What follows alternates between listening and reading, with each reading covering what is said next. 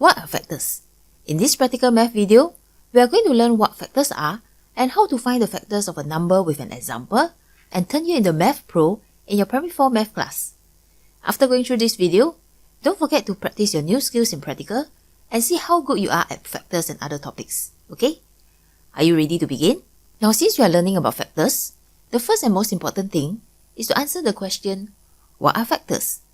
A factor, my dear friends, is simply a number that can be divided evenly into another number without any remainder.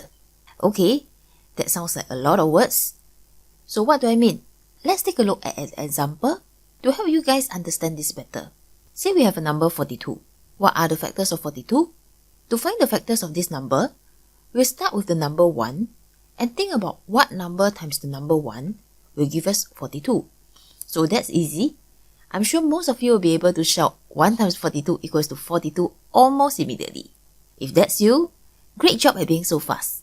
You have just found two factors of 42, 1 and 42. Now, how do we know that these two numbers are factors of 42? So going back to our definition just now, remember that a factor is a number that can be divided evenly into another number without any leftovers. So looking at 1, when we divide 42 by 1, we would be able to get an answer of 42 without any remainder, correct? So that makes 1 a factor of 42. And then looking at the number 42, if we were to divide 42 by 42, we will end up with an answer of 1 without any remainder as well. So that makes 42 another factor of 42. Now, the next question that some of you might have is, are 1 and 42 the only two factors of 42? Well, that's a great question to ask. To answer that, you need to think about whether there are any other numbers that can be multiplied together to give us 42. Do you think of any of these numbers below? 1, 2, 3, 6, 7, 14, 21, and 42 are all factors of 42. But how do we know how many factors there are in a number? Well, here's a trick to help you out. Whenever we want to find the factors of a number, we'll start with 1 and think of what number times 1 will give us that number. Okay? So earlier on, we already know that 1 times 42 gives us 42, correct? Next, we'll pick the second number that comes after 1, which is 2, and try to figure out if 2 times any number will give us 42. So in this case, 2 times 2 and 1 gives us 42. But we're not going to stop here.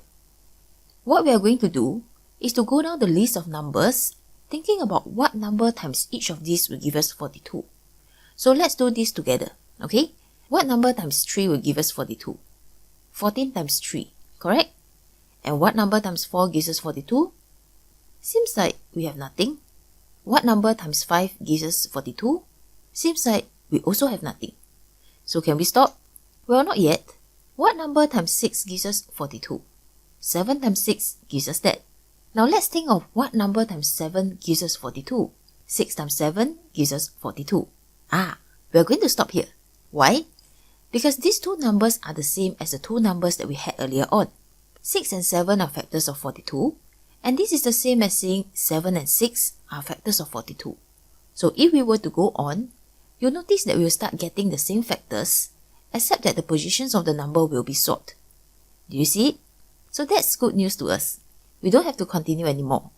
So remember, we will only stop finding the factors of a number if and only if we see the same numbers appearing in swap positions. Understand so far? So in this example, we are going to stop at 6 times 7. Now, how many factors are there in the number 42? Let's count together, alright?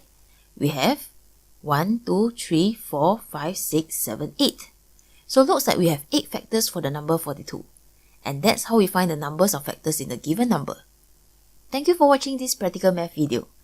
Now that you have a better understanding of what factors are and how to find the factors of a number, it's time to see how good your Primary 4 math skills are and try out the questions in practical. So see you in the next video. In the meantime, happy problem solving!